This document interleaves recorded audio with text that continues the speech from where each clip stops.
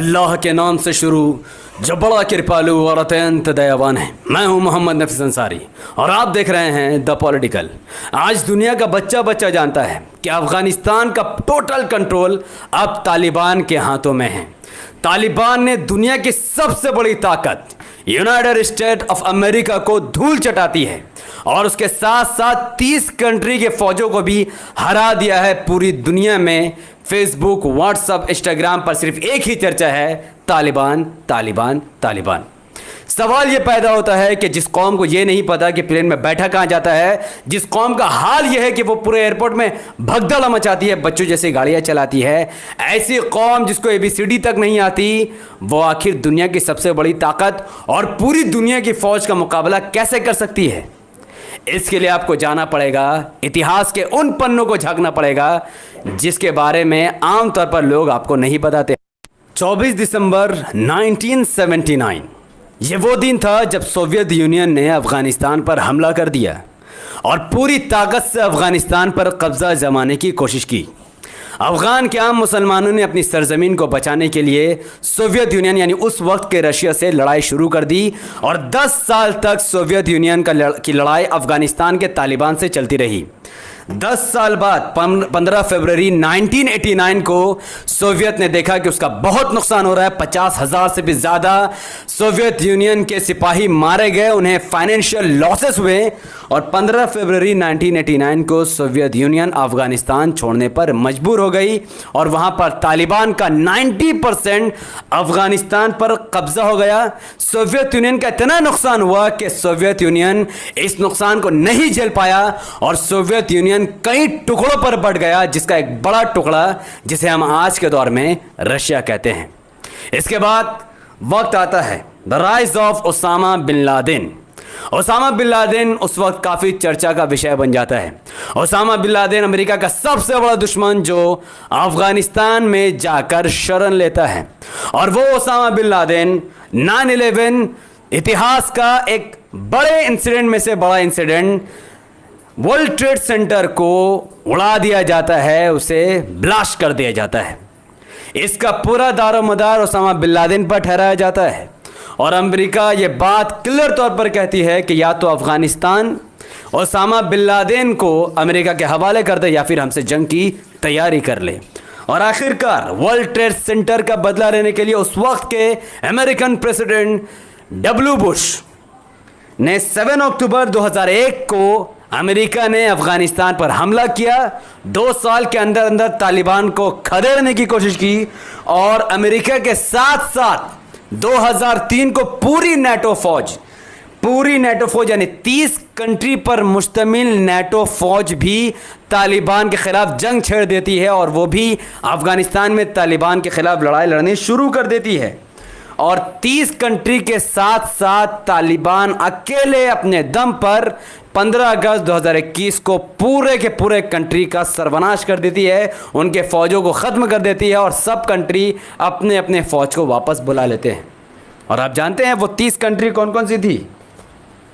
America के साथ तालिबान के खिलाफ लड़ाई लड़ने में Albania, Belgium, Bulgaria, Canada, Croatia, चेक Republic, Denmark, Estonia, France, Japan, Greece, Hungary, Iceland, Italy, Latvia, Lithuania, Luxembourg, Montenegro, Netherland, North Macedonia, Norway, Poland, पुर्तगाल, Romania, Slovakia, Slovenia, Spain, Turkey, United Kingdom और यूनाइटेड स्टेट्स, ये 30 country मिलकर तालिबान के खिलाफ 20 साल तक लड़ाई लड़ती है। 7 अक्टूबर 2001 से ये लड़ाई शुरू होती है और 15 अगस्त 2021 को ये लड़ाई ख़त्म हो जाती है। तालिबान 30 कंट्री को हराकर आज पूरे अफ़गानिस्तान पर कब्ज़ा कर चुकी है और अपनी नई सरकार बनाने की रणनीति शुरू कर रही है। आखिर अमेरिका अपने फ़ौज वापस भेजने पर मजबूर क्यों हुई? इसके पीछे 4-5 बड़े रीज़न्स है। सबसे पहले तो अमेरिका का मिलियंस ऑफ डॉलर, माफ़ करना ट्रिलियंस ऑफ डॉलर में नुकसान। अमेरिका 2001 से लेकर 2021 तक अमेरिका का कुल अफ़गानिस्तान में $2 ट्रिलियन खर्च हुई है। अगर आपको ट्रिलियन डॉलर का अंदाज़ा नहीं होता है तो गूगल पर जाकर सर्च मारकर उसे इंडियन रुपीस निकाल कर देख लीजिए। यानी रोज़ अमेरिका को तालिबान को हराने के लिए अफगानिस्तान के अंदर 300 मिलियन डॉलर खर्च करने पड़ रहे थे और 20 साल के अंदर अमेरिका ने 2 ट्रिलियन डॉलर तालिबान को हराने में खर्च कर दिए, फिर भी तालिबान नहीं हारी।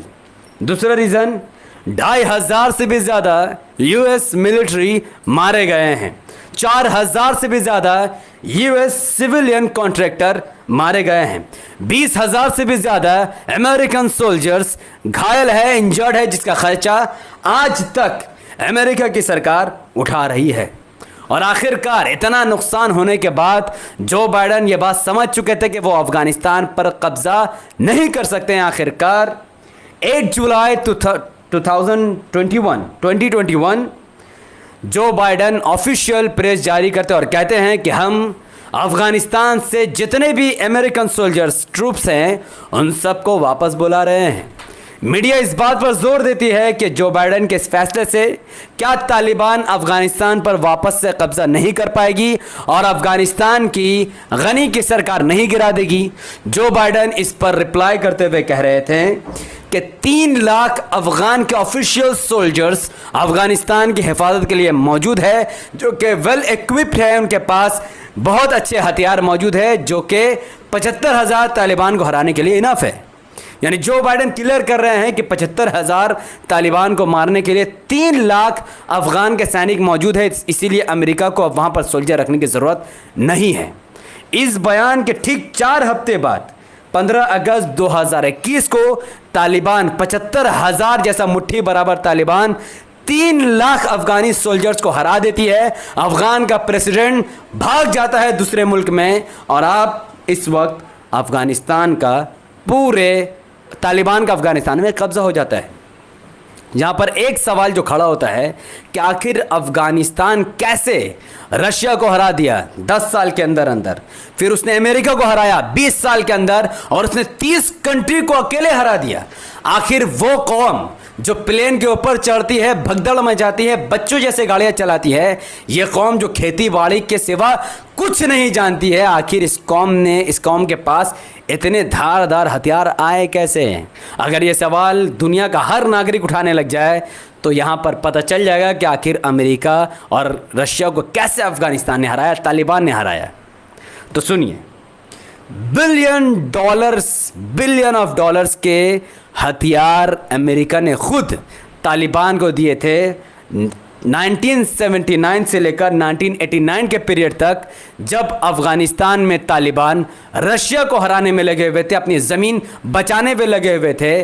तब अमेरिका ने रशिया को हराने के लिए तालिबान को बिलियन डॉलर के हथियार सप्लाई किए, उन्हें ट्रेनिंग दी, उन्हें आइडियाज़ दिए और उनके हथियारों को लेकर तालिबान ने अपनी जमात बनाई और रशिया को खेड़ने में कामयाबी। ऐसे हथियार लेकर सोवियत यूनियन को हराने के बाद 1989 के बाद पूरे अफगानिस्तान में तालिबान की हुकूमत हुई और तालिबान ने ऑफिशियली शरिया हुकूमत कायम करने की कोशिश की और उसने कायम कर भी दी, जिसको देखते हुए अमेरिका को बहुत झा लगा कि हमारे हथियार लेने के बावजूद भी इसने डेमोक्रेसी की जगह शरिया लॉ कैसे नाफिज कर दिया। उसके बाद वर्ल्ड ट्रेड सेंटर के बाद जब खुद अमेरिका तालिबान पर हमला करती है और तालिबान से लड़ने की कोशिश करती है तो तालिबान की मदद खुद रशिया करती है। रशिया ने भी मिलियन ऑफ डॉलर का हथियार तालिबान को भेजा ताकि अमेरिका को हराया जा सके, क्योंकि रशिया और अमेरिका एक दूसरे की बहुत बड़ी दुश्मन थी और आगे भी जाकर दुश्मन रहेगी। तो तालिबान के हथियारों से मदद रशिया ने भी की। उसके बाद तालिबान ने बहुत सारे जगहों पर अटैक करके रशिया के और अमेरिका के हथियारों को कैप्चर किया। इसके अलावा आज जब पूरे अफगानिस्तान में तालिबान की सरकार है, आज भी अफगानिस्तान में तालिबान को हथियार खरीदने की ज़रूरत नहीं है, क्योंकि 85 बिलियन डॉलर की मदद खुद अमेरिका ने अफगान के सोल्जर की थी और वो अफगानी सोल्जर आज तालिबान में दाखिल हो चुके हैं, तालिबान उसे कैप्चर कर चुकी है। तो आज अफगानिस्तान में तालिबान के पास इतने हथियार है कि वो बड़े ही आराम से किसी भी कंट्री के साथ जंग लड़ सकती है। जैसे ही अफगानिस्तान की सरकार या पूरे अफगानिस्तान में तालिबान कब्जा करती है, वैसे ही भारत में कुछ फेक फ़ोटो वायरल करवाए जाते हैं और ये बताया जाता है कि ये अभी की तस्वीर है जहाँ पर तालिबान औरतों पर जुल्म कर रही है। हालांकि ये फ़ोटो पूरी तरीके से फेक है, ये बहुत पुरानी फ़ोटो है और ये पूरी तरीके से एडिटेड फ़ोटो है। इसका रियलिटी से कोई लेना देना नहीं है। जिस किसी को भी लगता है कि तालिबान औरत के ख़िलाफ़ है या औरत ज़ात के ख़िलाफ़ है, तो वो बहुत ही गलत फहमी का शिकार है। ये सब अमेरिका और संघी ब्रदर्स का बहुत बड़ा प्रोपेगेंडा है। अगर औरत के ख़िलाफ़ वाकई में तालिबान होता तो तालिबान के कब्ज़े में आई एक ब्रिटिश रिपोर्टर कभी भी इस्लाम कबूल नहीं करती। सुनिए, तालिबान के बर्ताव से प्रभावित होकर ब्रिटिश रिपोर्टर वानी रिडेल ने अपनाया इस्लाम। तालिबान के घेरे में आने के बाद इस रिपोर्टर को लगा कि तालिबान इसके साथ बहुत बर्बरता करेंगे, बहुत अजियत पहुंचाएंगे और तरह तरह से इसका बलात्कार करेंगे और न जाने क्या क्या। लेकिन यह कहती है कि तालिबान की किसी भी मर्द मुजाहिद ने इसे छुआ तक नहीं है। तालिबान के इस बिहेवियर को देखते हुए इस ब्रिटिश रिपोर्टर ने इस्लाम को कबूल किया और इस्लाम कबूल के बाद उन्होंने अपनी एक किताब in the hands of Taliban में लिखा कि तालिबानियों को मारने के लिए बम की ज़रूरत नहीं है। इतने हयादार ईमानदार मुसलमान हैं कि औरत के कपड़े अगर उनके मुंह पर फेंक दिया जाए तो वो शर्म से मर जाएंगे। ऐसी लज्जा और ऐसी काबिलियत तालिबान के अंदर है। ये मैं नहीं कहता, ये ब्रिटिश रिपोर्टर वानी रिडेल कहती हैं, ये बिल्कुल भी मैं नहीं कहता। उसके बाद जो संघी ये बात कह रहे हैं कि औरत के लिए तालिबान बहुत ख़तरनाक है, तो उन्हें पता होना चाहिए कि अखबार में साफ तौर पर यह बताया गया कि सबसे ज़्यादा ख़तरनाक देश अगर औरत के लिए कोई है तो वो इंडिया सबसे नंबर 1 में आता है। और यकीन मानिए ये इंडिया की बदनामी नहीं है, क्योंकि ये रिपोर्ट 2018 की है, जब मोदी की सरकार हुए 4 साल हो चुके थे। नो यस, तो मोदी के दौर में भारत नंबर 1 जा चुका है लेडी वुमेन क्राइम के मामले में, और ये लोग तालिबान को बदनाम करने की कोशिश करते हैं। अच्छा, एक बात और, जो लोग कहते हैं कि तालिबान के आने से हिंदू और सिख ख़तरे में है, तो उनको पता होना चाहिए कि जैसे जिस दिन तालिबान ने पूरे अफ़गानिस्तान पर कब्ज़ा किया, उस दिन तालिबान के कुछ मेंबर्स ने हिंदू और सिखों से मुलाकात की।